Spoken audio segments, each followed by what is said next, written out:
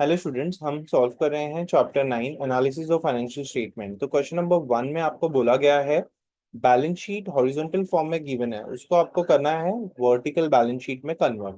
तो बहुत इजी है, फॉर्मेट पता होगा तो इसको इजीली कर सकते हैं। तो चलिए देखते हैं कैसे करना है। तो सबसे पहले आपको फर्स्ट पार्ट में सोर्सेज ऑफ फंड, ठीक है, तो आपका पैसा कहाँ से आया आपको वो लिखना होता है। तो सोर्सेज ऑफ फंड के दो पार्ट होते हैं। पहला पार्ट होता है ओनर्स फंड, जिसको हम नेटवर्थ भी कहते हैं, ठीक है। So under owners fund we have share capital, ठीक है। तो शेयर कैपिटल, अब शेयर कैपिटल जो है क्वेश्चन में दिया हुआ है हमें 50,000, तो वो लिख देंगे।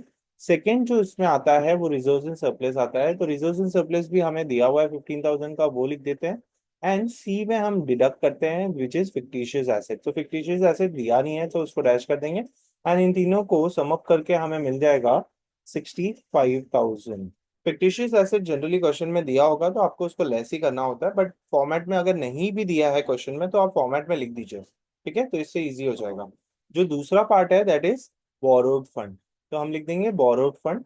तो बोरोड फंड के अंदर हमें उन्होंने दिया हुआ है 12% का लोन, ठीक है। तो 12% का लोन लिख देंगे, और एक ही सिंगल है इसलिए स्ट्रेट अवे आउटर कॉलम में लिख देंगे 30,000। तो यहाँ पर हमें हमारा सोर्सेज ऑफ फंड मिल गया।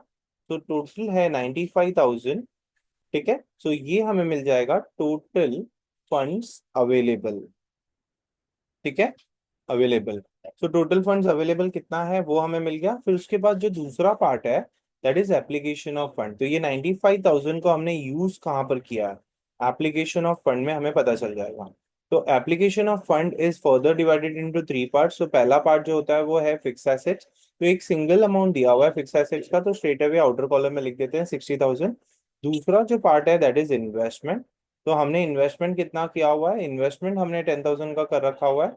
And then third part is working capital. तो working capital is like further divided into current asset minus current liability. तो current asset जो आपको दिया हुआ है which is 55,000, and जिसमें से हम current liability माइनस करेंगे 30,000 का, तो हमें मिला 25,000 जिसको हमने आउटर कॉलम में लिख दिया।